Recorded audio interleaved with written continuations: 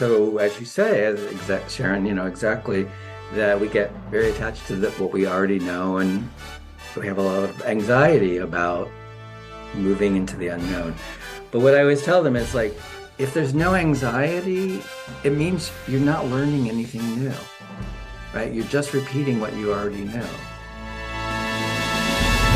Cue music. Places, everybody places. We're starting in 3, 2. Welcome to the Autoimmune Hour, where we look at the rise of autoimmune disorders. I've brought together top experts that range from doctors, specialists, nutritionists, researchers, and even those recovering from autoimmune to bring you the latest, most up-to-date information about autoimmunity and how to live your life uninterrupted. Thank you for joining us here on the Autoimmune Hour with Sharon Sayler. Always seek sound legal, medical, and or professional advice regarding any problems, conditions, and any of the recommendations you see, hear, or read here on the Autoimmune Hour, Understanding Autoimmune, and Life Interrupted Radio. Join the Autoimmune Hour's Courage Club. Sign up now at understandingautoimmune.com. Now, back to your host, Sharon Sayler. Welcome, everyone, to the Autoimmune Hour. I'm Sharon Sayler from SharonSayler.com, and as always, it's my honor and pleasure to be with you here on another brand new episode. I'm really excited about tonight's. It's a great book that I just read called Unlearning to Heal by Ed Cohen, and we're going to talk about it because it's a very fascinating book that he wrote during the pandemic. But first, let me get a sip of tea. You know, I can't start without my tea. That's Ed in the background there. Tonight, it's chai tea with almond milk. It's really good. Make my own almond milk. It's super easy, guys. But be sure and use quality raw. Anyway, it's really good. Yeah, I need a double dose. He is just a firecracker, so I need a double dose of that caffeine tonight.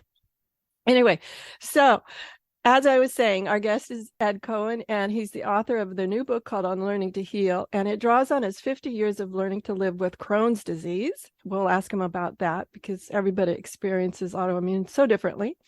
And his book considers how Western medicine turns the art of healing into the science of medicine, and I loved a lot of the concepts. I've got a Word document open here with some things that I pulled out of his book that I want to talk to him about because I really love this idea of healing comes from us, regardless of how much we can get intervention from a variety of modalities, healing has to come from inside us. So I really love that. That's his whole thing about the understanding of both the medical practitioners and their patients. And he demonstrates in his book that although medicine can now offer just miraculous therapies, it's not really what heals us. So welcome, Ed. Thanks for being on the show. Oh, thanks for having me, Sharon. I'm very excited to talk to you today. Oh, me too. You have been experiencing autoimmune for quite a while. You were a teenager when you were diagnosed.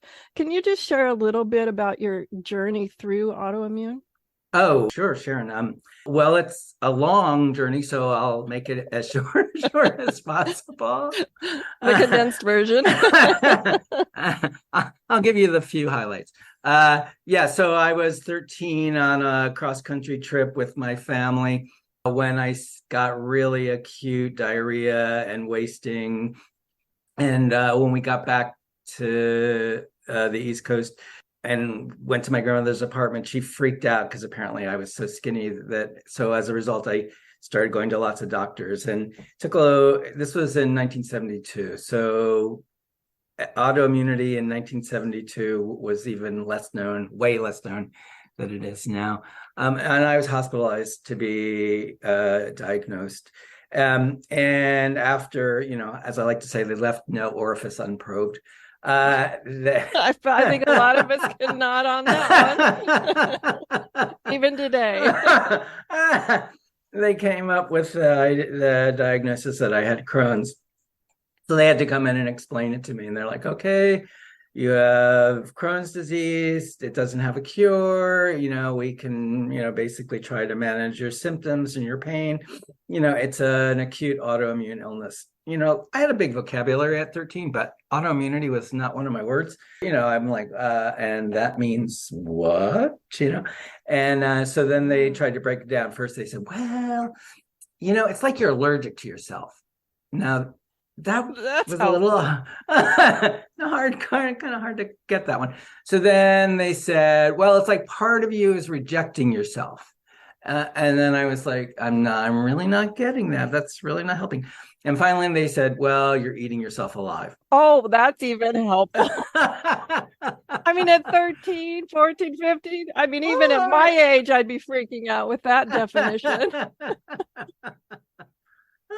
Well, and so first they give me the definition, and then they put me on the immunosuppressants.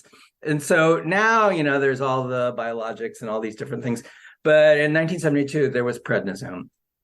And I don't know how many of your listeners, Sharon, have been on prednisone, but I think a fair amount. It's still a go-to, at least initially. And it's used for everything from, poison ivy to brain tumors. And I was on it for 10 years on very high doses. Wow. Oh, yeah. And they also now, if you want to look up the side effects of drugs, you just go online. But in 1972, no, it was in some medical library, nobody mentioned anything. And so I was on prednisone, put on really high doses of prednisone, and I was on high doses of prednisone for 10 years. Never really worked. But what it did produce was, I like to call it my adolescence on steroids. okay. I mean, Well, basically, it's true. And it was sort of like a drug-induced, mental illness, but nobody seemed to know it because they just thought, well, he's an adolescent.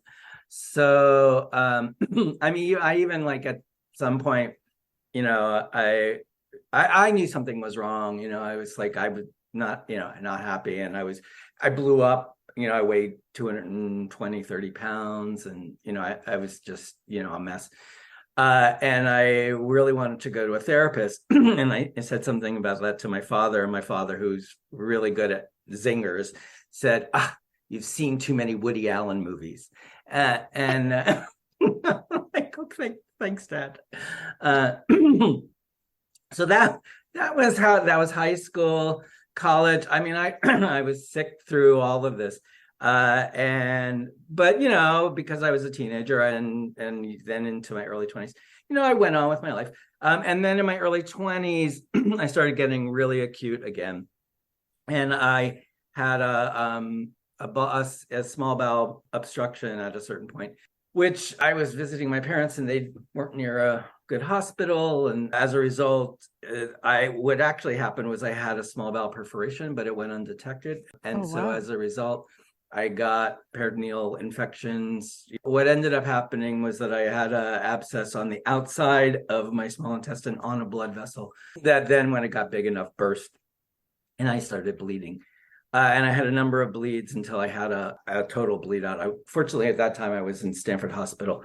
Yeah, that was kind of an amazing experience. I had one of those out-of-body near-death things where you kind of go up and it's very calm, and everybody else is freaking out. And I remember, it's like the weird things you remember after these experiences. But as I was saying, I had adolescence on steroids. I had a drug-induced mental illness. I was highly anxious. That's one of the things that, if you've been on prednisone, that kind of, and I was super calm, and I was like, wow, this is new. This is different.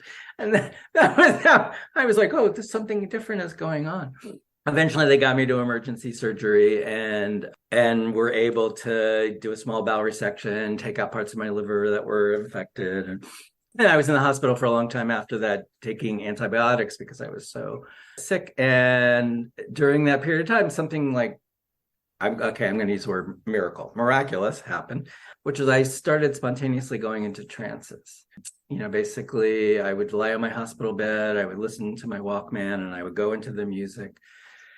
And I'd be in some kind of light-filled realm, and I could take the light and wrap it around I just thought it was pain management. I mean, my mother was a communist. My father was a chemist.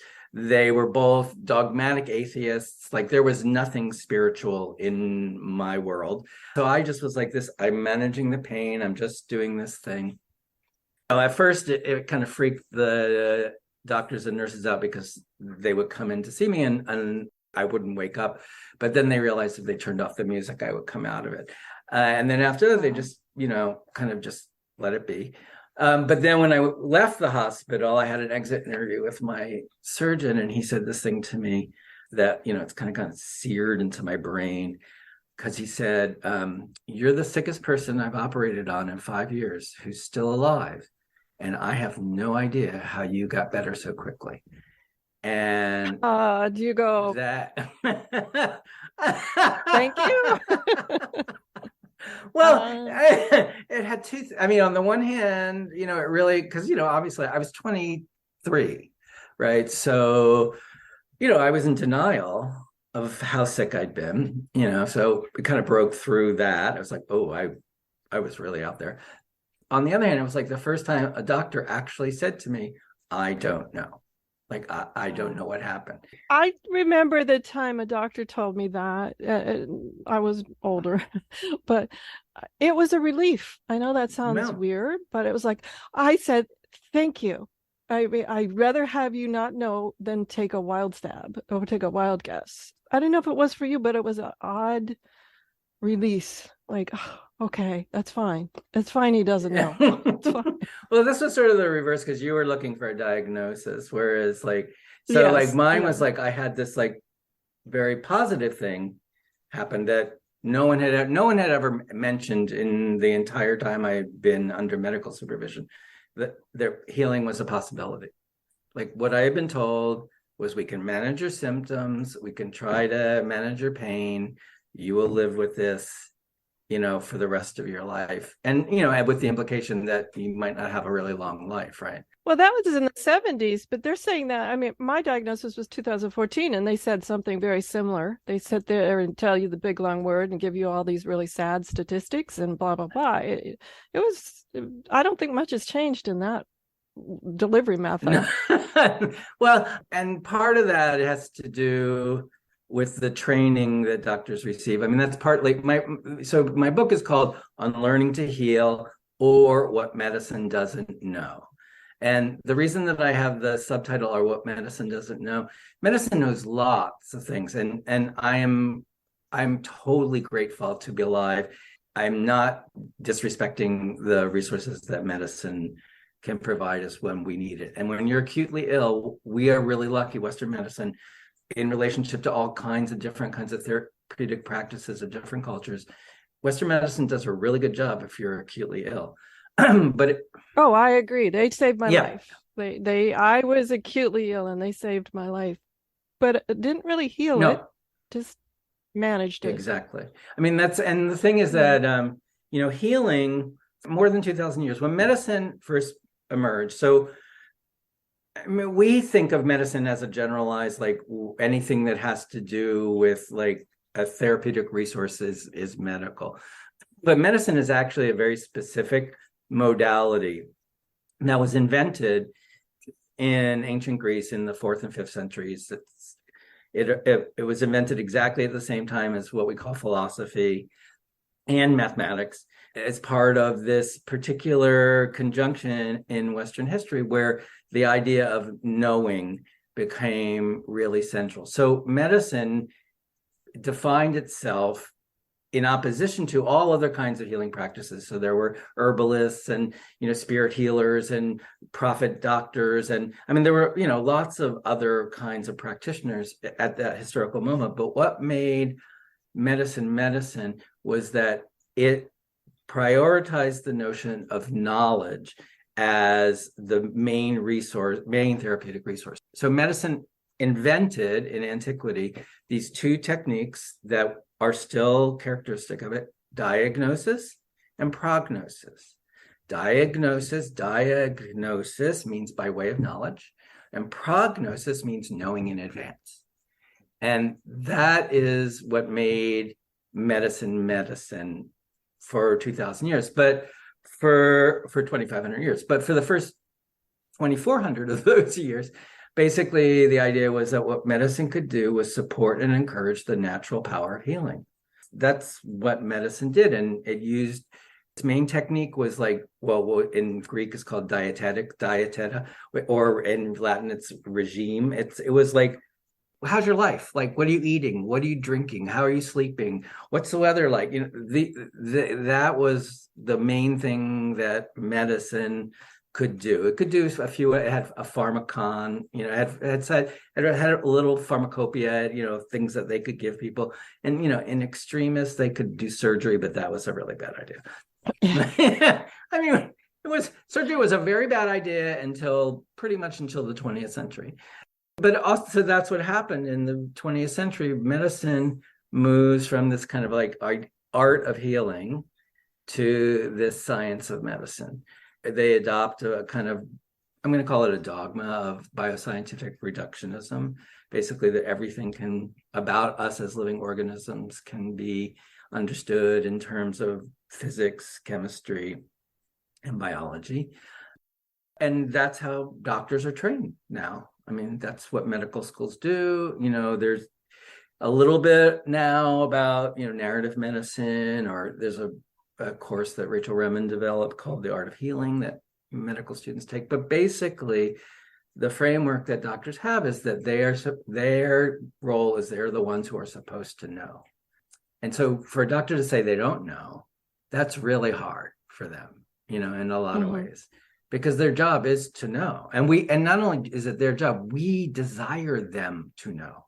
Like, it's something that we bring to them as well as that they bring to us. It's part of the relationship, part of the dance that we do with medicine. I think they're put in a hard position of, I like to call it the white coat authority. Yeah. I was raised that you 100% respected whatever the white coat authority said. And my healing journey through my recent diagnosis has led me to look for people that will partner with me and want me to heal. Oftentimes I feel like a couple of doctors I went to, I probably rather mean of me, but I felt like you're just sort of like stringing me along. So I keep coming. Yeah. Like, a good patient who has insurance keeps coming through the pike here. So that's a bit extreme, but anyway, as we're talking about medicine and healing, I really enjoyed the part in your book where you talked about the difference between medicine and how healing has to come from inside. That even with the best of medicine, that doesn't guarantee healing. Yes, that's and that's a basic premise and I think that this switch from the idea of an art of healing to a science of medicine has kind of overwritten that, so that we no longer pay much attention to our own healing capacity, but we do it all the time. None of us would be here if we didn't heal on a regular basis. Biology tells us, that all living organisms have certain fundamental features, that organisms have to be bounded, but they also have to be permeable. They have to allow in nutrients, they have to allow toxins to release. They have to be able to reproduce themselves, and they have to repair themselves. That's a characteristic of any living organism, from a single cell organism to a blue whale. It's just like, and medicine used to know that and appreciate that. And I do think doctors do still know this, but the role that they've taken on and the role that they've been asked to take on is one in which it seems like they are the healers. Like that it comes to seem as if healing comes from the outside in. I love your quote in the book, and I'm going to read it verbatim because I love it, is learning to heal does not necessarily require us to know how we heal, but it does require that we desire to heal and that we actively value this possibility. Absolutely. And I really underline that, because that is so true, where you said too many people expect the medical professionals that they employ to make them heal or somehow anoint them to heal, whatever that is, when the healing comes from within. And that desire to heal, I love this, it does not require us to know how we heal.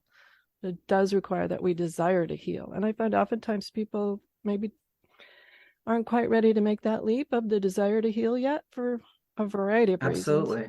No, absolutely. And and the other thing I say is it requires us to desire to heal, but to also understand that healing is a value that we need there, that we need to organize the way that we move through the world, the way that we connect to other people or to other beings, in terms of the possibility of valuing healing as something, as a resource, as a potential, as a tendency, a capacity that we have.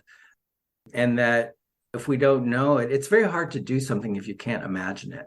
It's very hard to change if you don't value another way of being.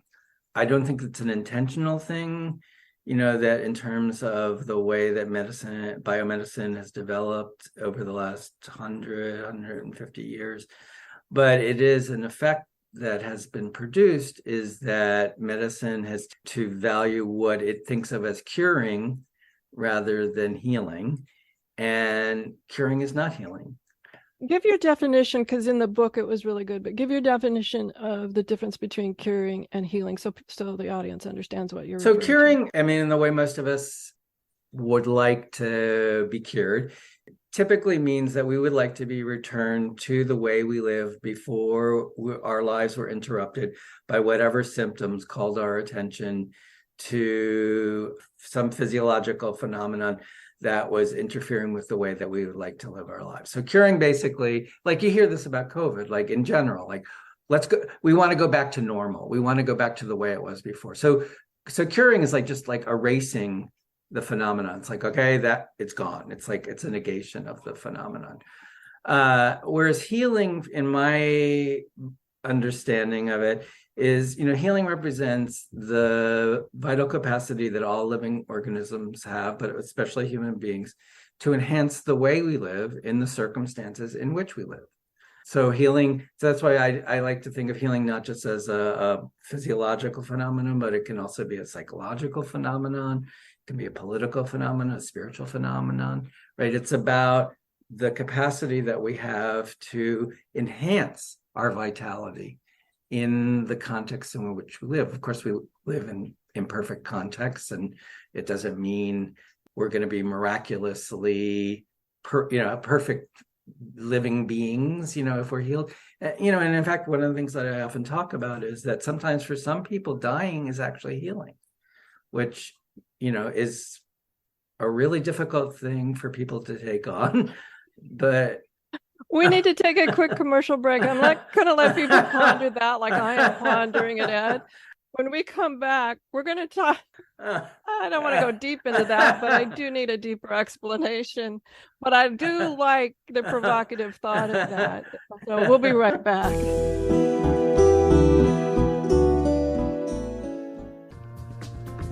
Life Interrupted Radio will return after these messages from our sponsors.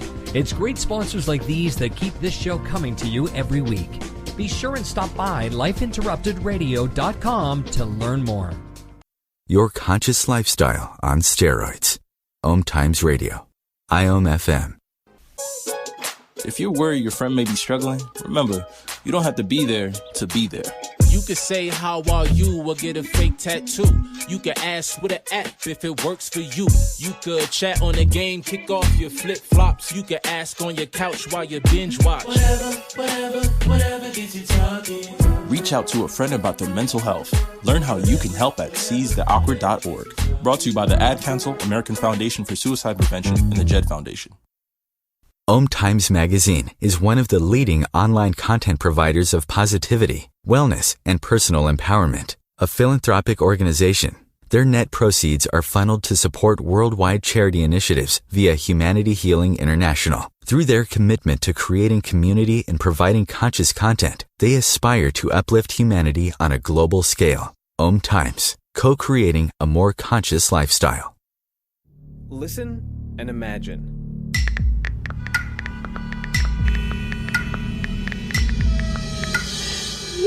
It takes 5 seconds to send a text, and for those 5 seconds, you're driving blind. Life is worth more than a text. Stay alive. Don't text and drive.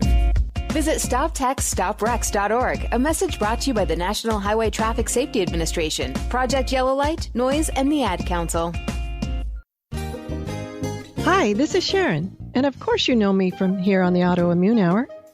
Maybe you don't know I'm also an author. My latest book is for kids. It's Pinky Chenille and the Rainbow Hunters, a winner of a 5-star Reader's Favorite review.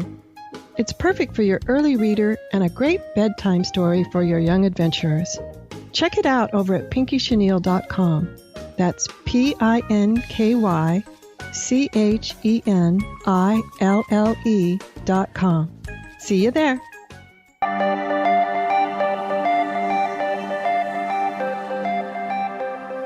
Welcome back, everyone, to the Autoimmune Hour. I'm here with Ed Cohen, and he's the author of Learning to Heal. And Ed, I don't have the subtitle written down. It's like, and what medicine doesn't know? Yes, Sharon. The book is On Learning to Heal, or What Medicine Doesn't Know. Right. I enjoyed the book a lot. It really got me to thinking deeply. I didn't agree with you 100% on things, but that's what makes a good book, where you're stopping and you're thinking. And you just got me to thinking here. We were pondering this idea of the possibility in some cases, this is not all, guys, community. And you know me, I like to poke the snake. So pondering the idea, I mean, in some cases, death is healing. So I don't want to delve into that super deep, but give me a couple of your thoughts on why you say that. Well, from personal experience, I can tell you, I was with my dad when he was dying. He had had a stroke and couldn't eat, and we decided to withdraw food, stop food and water, and that process was amazing for him, for us. It was a real transformation, and one of the things I try to say in the book too is that healing is always learning, right? That you have to learn to heal. You never heal the same way twice. And there was clearly, both for my father and for me and for that, a huge learning curve around his death. And he died really peacefully, which he was not a peaceful person. And it really made me think, wow, this was a healing moment. It was a healing moment for me, but it was also a healing moment for him. I worked in hospices, and one of my gurus is a person, Rachel Remen, who's a very famous cancer specialist. She's also someone who had Crohn's disease for a long time, and was a pediatric endocrinologist until the tension between those two things became too great. And she's had a practice for 40-something years of working with people with chronic and life-threatening illnesses. And she writes in her book, Kitchen Table Wisdom, and another one called My Grandfather's Blessings, about precisely that these moments in which, for some people, the process of dying can be a healing of many things in their lives. I mean, another friend of mine who died of ovarian cancer not long ago, lovely, lovely person, but was one of those people who was always a chronic caretaker. And it was just like, and she was incredible at it. Like we used to joke, she was like the ultimate Girl Scout. and even up, like through her cancer, and she was, still taking care of her kids and her husband and her business, and then a couple weeks before she died, she let it go. She's like, I'm not taking care of people. I can't do. And she really was blissful during the last weeks of her life. I mean, it was really an amazing phenomenon. So that's what I mean. Who knows what death and dying are? They're constitutively things we can't know. We don't know. But it's possible. I have, from just my own limited experience and hearing others, it's possible that too, can be a learning experience, can be and a healing experience, insofar as it expands enhances our capacities as living beings. Like my father got to a place in his life where he could say things and hear things that he could never have heard or thought about at any other moment. And that was really amazing. So that's what I mean. I'm not saying you should try to like. Yeah, that's not a suggestion. Don't hurry it Yeah. up. Like, you don't need to. But on the other hand, it's a seed. Yeah, it's a seed, and I do want to take a point out of what you said, and you talk about it in your book, and I want to reflect on it. How you can do it without the final moment part is you said, the word you said, let it go, and you talk a lot in the book about oftentimes leaving things and moving through things and past things. You have to let stuff go to really transform and to have those healing moments. So, what are some thoughts that you have that audience members can know about the idea of letting it go? Sometimes people really like hanging on to stuff just because the known is less scary than the unknown, even if the known is awful. Yes, absolutely. I'm a professor. I've been a professor for 35 years. What I always tell my students is we have a prejudice in our culture that knowing is better than not knowing. And so, as you say, Sharon, exactly, that we get very attached to what we already know, and we have a lot of anxiety about moving into the unknown. But what I always tell them is like, if there's no anxiety, it means you're not learning anything new, right? You're just repeating what you already know. And, so that's why I try to say, healing is a value. Learning is a value. The book is called On Learning to Heal, because I think healing is a process of learning to live otherwise. In order to live otherwise, to learn to live otherwise, you have to learn. And, one of the genius things about human beings, I mean, all animals learn in some very basic sense, but humans have this interesting capacity where we can learn to learn, right? Mm-hmm. That we actually have the capacity to recognize and to appreciate the possibility of being otherwise, which means to learn to live in a different way. And healing, I think, is an aspect of that capacity, or it shares with that capacity the possibility of enhancing how we exist in the world. Well, I have a question, Ed, on the sort of a tangential question to that. One of my biggest healing moments was been learning to make meaning of it all. Absolutely. If you had asked me prior to the diagnosis if I would have an award-winning podcast called the Autoimmune Hour, I would have gone, I don't even know what that meant. I would have like, no, that's not the trajectory I was on. And yet, in hindsight, I see so many wonderful gifts after my diagnosis, so many amazing gifts that have come my way, and opportunities and things like that to help others as well as help myself in that same time. So is that similar on this idea of on learning to heal and learning to learn? Yes. How humans make meaning? Absolutely. No, your story, Sharon, is a perfect example of the difference between curing and healing, right? You weren't cured. They go, you're in remission. Well, I'm not a fan of that word. Like, well, I don't. Let's just not label it. I'm doing good. Exactly. But if one were to be cured, it would be like as if nothing ever happened, right? That's the right. Whereas, and then what's the meaning of all that? and not only that, it's like, and you became bigger. All these things that you could not have imagined yourself doing prior to this experience, now you're doing, these amazing things. And that's sort of why I like the idea of on learning to heal. It's like healing allows us, insofar as we desire it, insofar as we value it, to rethink who we are. Like, one of the opportunities that profound illness sometimes gives us is the possibility of recognizing that we actually don't know who we are fully, that there are all these unknown, one of the first chapter of the book is called We Are More Than We Know.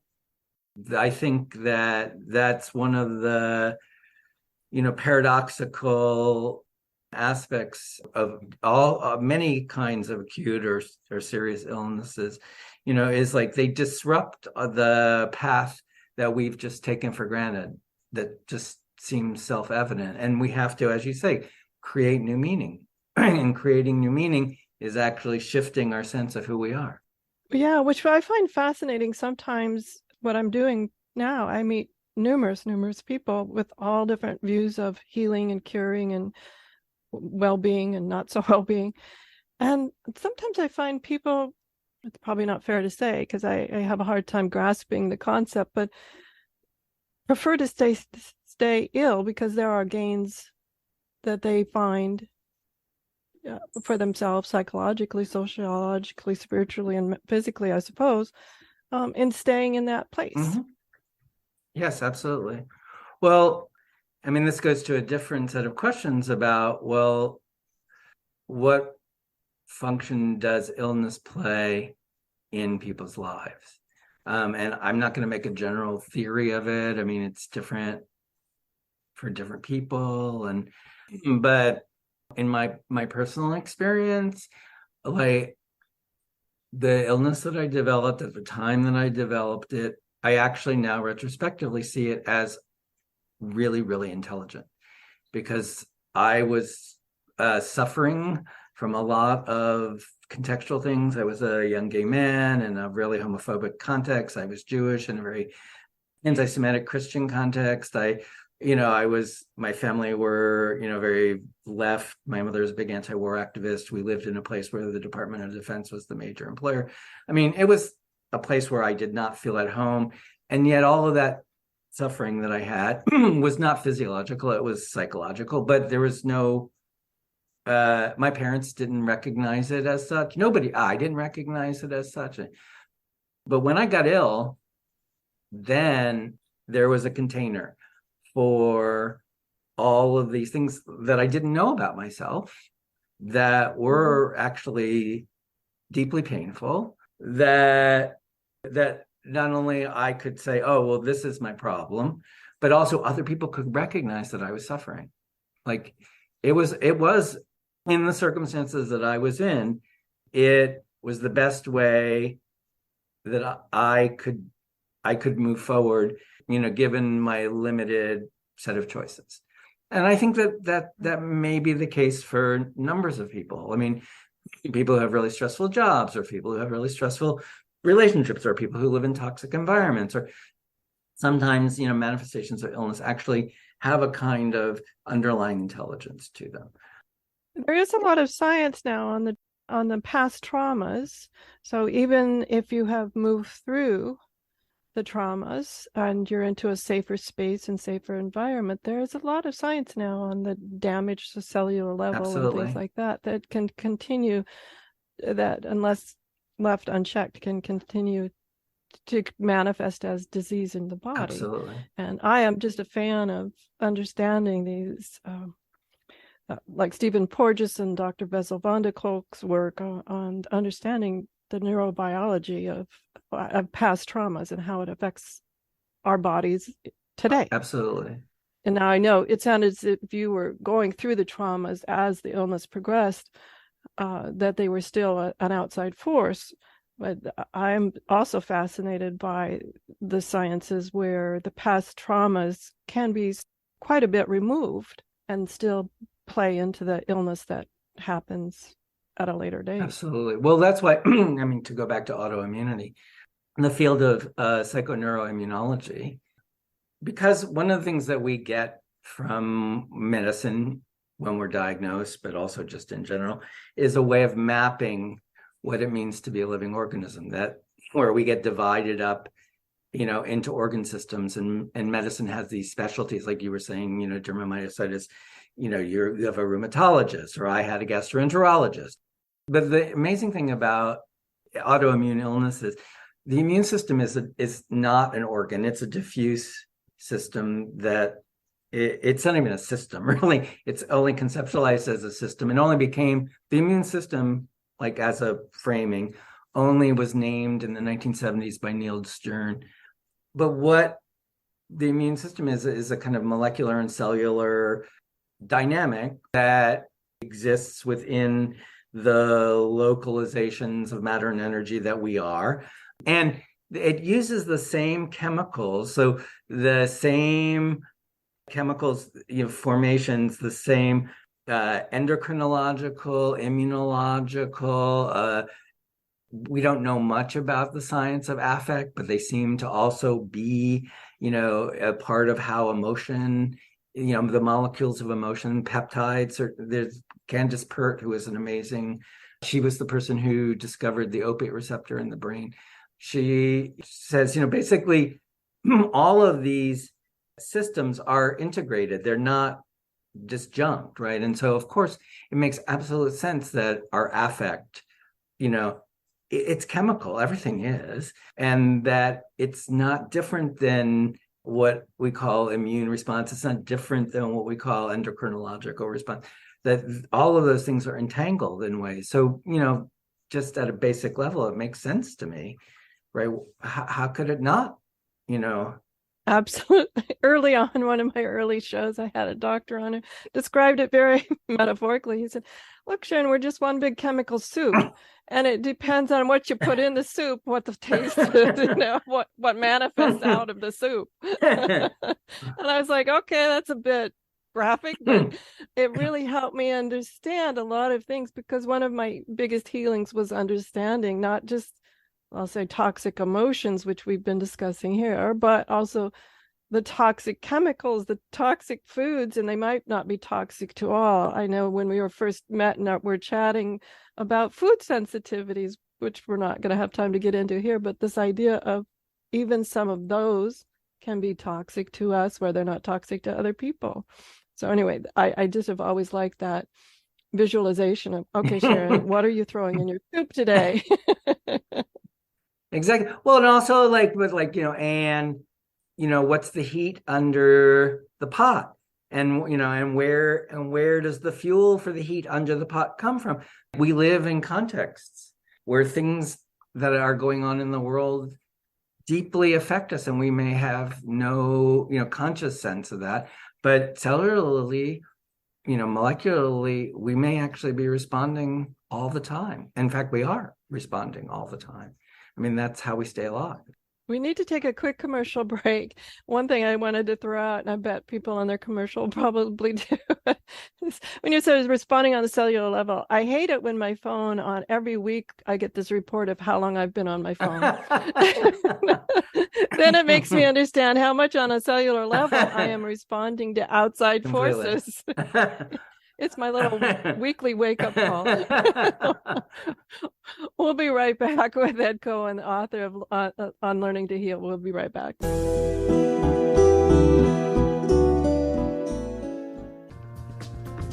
Life Interrupted Radio will return after these messages from our sponsors. It's great sponsors like these that keep this show coming to you every week. Be sure and stop by lifeinterruptedradio.com to learn more. Your conscious lifestyle on steroids. OMTimes Radio. IOM FM. You came across someone struggling with hunger. How would you recognize them? Would you notice an 8-year-old girl who's not excited for summer break because she may not be having lunch again until September? Or a war veteran who's having a hard time landing a job and getting back on his feet? I am the 1 in 8 Americans who struggle with hunger. I am hunger in America. Hunger can be hard to recognize. Learn why at IamHungerInAmerica.org. Brought to you by Feeding America and the Ad Council. Research shows we apologize up to 10 times a day, and most of the time, we say sorry as a response to someone else's mistake. What if we thanked people instead of all that unnecessary apologizing? So instead of saying, sorry, I'm rambling, you say, thank you for listening. Join us at projectforgive.com, a free, non-religious resource on global forgiveness. Do you want to be a better leader, have better relationships, become more self-aware, be a better communicator? Hi, I'm Sharon Sayler, best-selling author, professional speaker, and executive coach. And my life passion is empowering professionals to be the best that they can be. After years of working with professionals, I've discovered the 7 things nobody is telling you that can cost you your clients, sales, and even your career. And I want to give it to you free. You've heard my show, you know my passion, and maybe we'll be working together sooner rather than later. So go grab this ebook now to find out the 7 things that's costing you big time over at SharonSayler.com/radio gift. Opiates has taken everything and everyone I've ever loved away from me. Everything. I blew my ankle out and I got prescribed pain pills by my doctor. If making my detox public is going to help somebody, I'm all for it. I just wish I would have had a warning. Opioid dependence can happen after just 5 days. Know the truth, spread the truth. A message from Truth, the Ad Council, and ONDCP.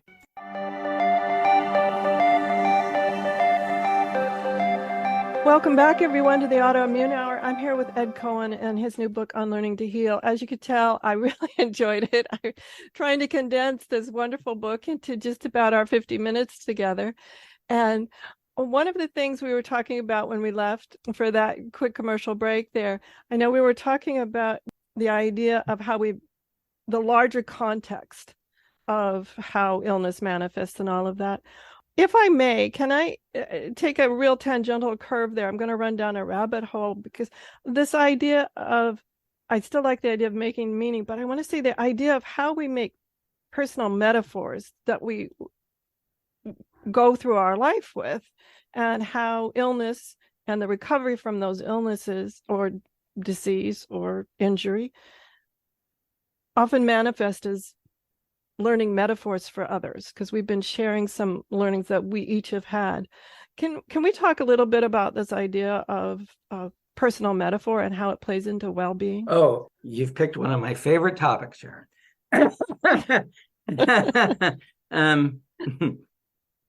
A metaphor.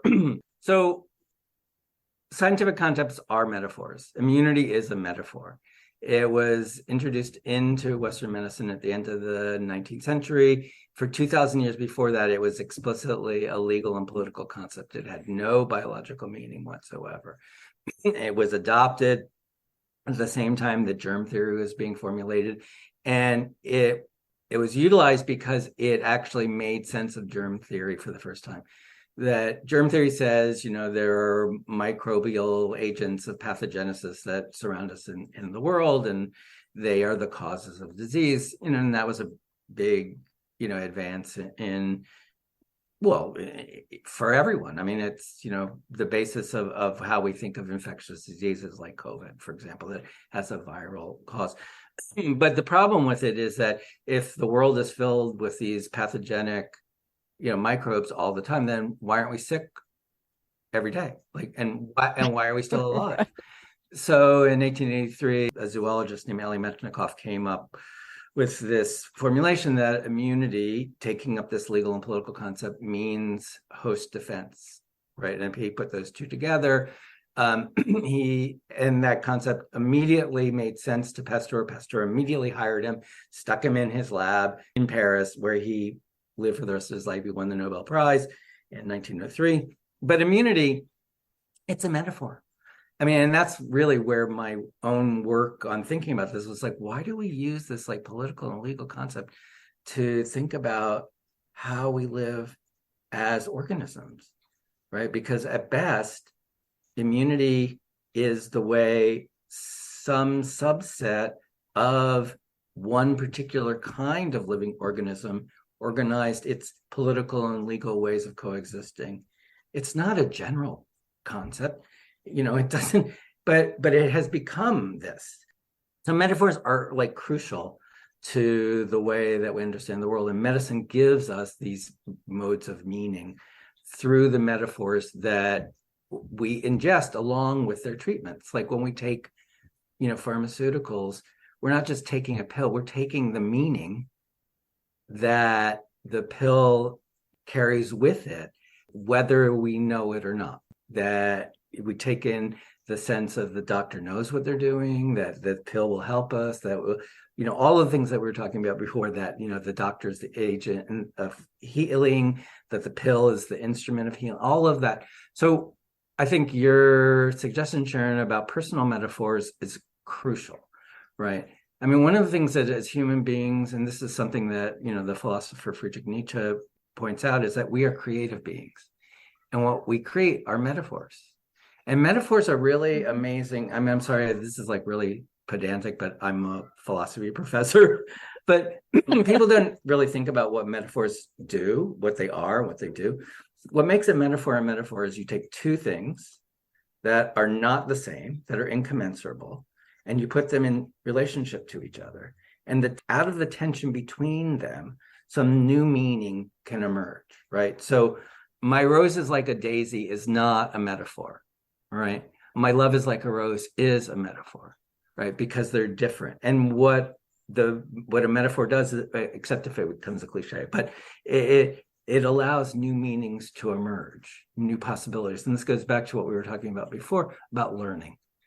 When we can create new metaphors, new images, new stories for ourselves and for our lives, those are resources that help us to learn to live otherwise. Yeah. They open up possibilities that did not exist before. That, I mean, in a way, that's the definition of intelligence. Intelligence literally means to gather in between. It's like you read between the lines. Like that's what intelligence is. I love that. And I wish we had more time. We're just down to the last 3 minutes. And I loved reading between the lines of your book on learning to heal. Thank you. There's a lot to think about in your book on learning to heal. So in the last 3 minutes, Ed, what is there anything you'd like to share? And also, where can people find your book? Absolutely. So this has been really great, Sharon. Thank you so much for having me. It's been really fun talking to you. Oh, we could just keep going on and on, but unfortunately the clock's ticking. So my book on learning to heal, or What Medicine Doesn't Know, is available on Amazon. It's published by Duke University Press. You can look for it there. I also have a counseling practice for people with chronic and life-threatening illnesses called Healing Counsel. And you can find me online, healingcounsel.com. And it gives you a lot of my background, my philosophy, and what my practice is. And if you're interested, there's a contact page on that. And I'm happy to talk to you for 15, 20 minutes to see if it's something you might be interested in. And also there's stuff about the book and the links to buying the book on healingcounsel.com. Fantastic.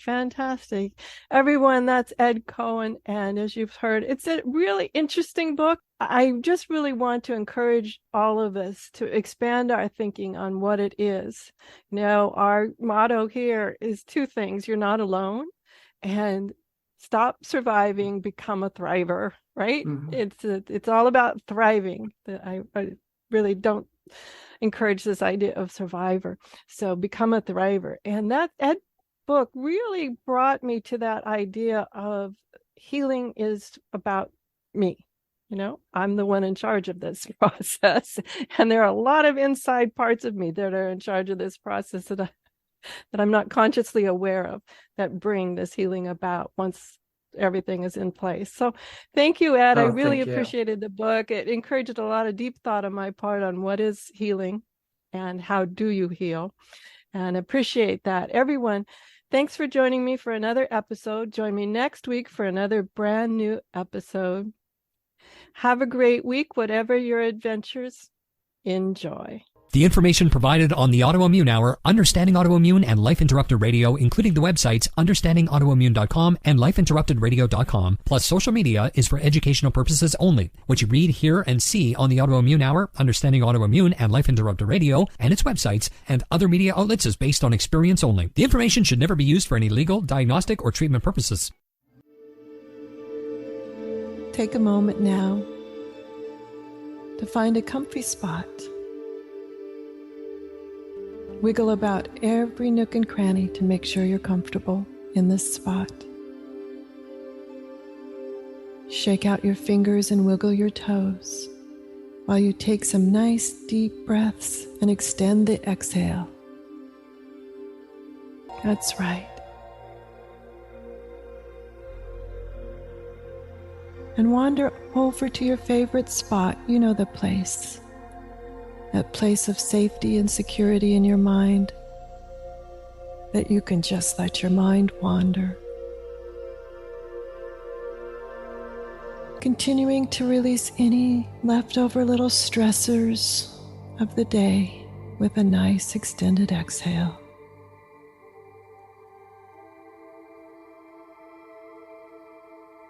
Coming to a place of complete comfort, letting go of all drama, just whisking it away, no longer needed, doesn't have a place here. That's right. Just whisk it away. That's right. Oh, let it go with a sigh. No need for drama here. No need to accept others' drama. Notice how it feels to be without drama. Oh, just lovely, that's right. Open and spacious without drama. That's right. Knowing that you can take the same feeling of open and spacious, no drama, no need for drama, right now, back into the real world. That's right. Integrate this feeling of no drama, of relaxation, open and spaciousness, and take it back into the present moment, right now, alert and aware that you can call on this feeling at any time and carry it with you at all times. That's right. Alert and aware, eyes wide open and ready to begin your day without drama and with that open and spacious feeling. Oh, welcome back.